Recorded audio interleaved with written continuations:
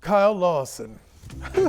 He was sort of the big theater critic in town. It was thriving theater town. It was almost as much as Chicago. I mean, it was insane. We all knew, everyone in the industry knew when Kyle showed up to see a show, it was like, oh, Kyle's here right now, and everyone backstage freaks out. When that review came out, everyone would run to get a paper, and you had to go get it.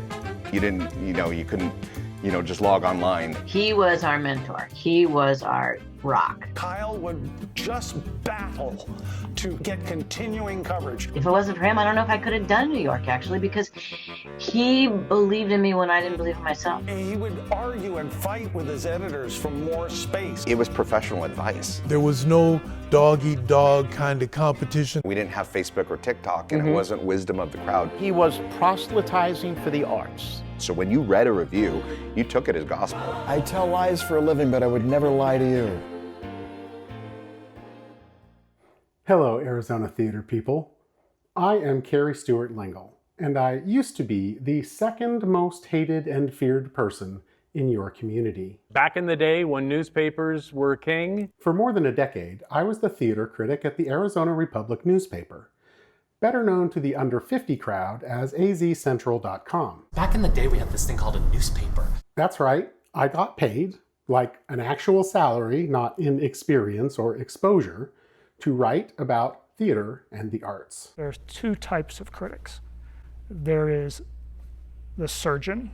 As a critic, I used to tell people it was my job to share opinions publicly that polite theater goers saved for the car ride home. And then there's a mortician poking it with a stick to see if it's dead yet. That didn't always make me popular, but I slept soundly at night knowing I would never be as hated or feared as Robert Pala over at the Phoenix New Times. There's a technical term for that. It's called being voicey.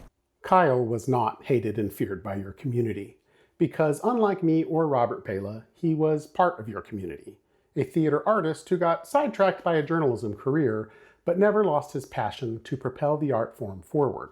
To some, this meant Kyle wasn't really a critic at all, but merely a cheerleader.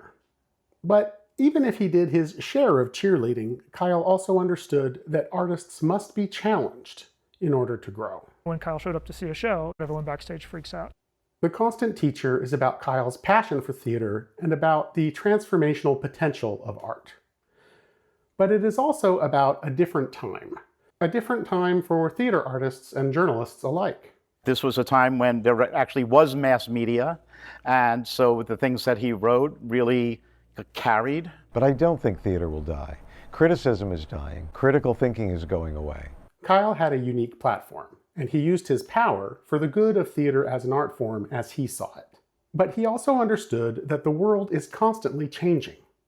So I present this documentary not in the spirit of nostalgia, but as a challenge. In Kyle's own words, we have got to think about the audiences of 2020 and 2030. And that's going to be a different world. And the arts are going to have to reinvent themselves for that world. My world, the world of newspapers and radio coverage, will be gone soon. But there's a new world out there. I want to thank the Arizona Theater Association for partnering with me on this project, and for taking over stewardship of Kyle's website about the history of theater in Metro Phoenix, so that resource of knowledge will continue to be accessible to your community for years to come.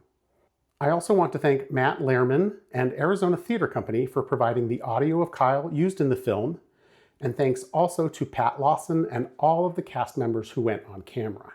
Most especially, I want to thank two cast members who are not with us. We did this project on a shoestring, and there are 1,000 ways it could be a better documentary. But my only regret is that Ben Tyler and Noel Eyrich weren't able to see what you all are about to watch. Thank you.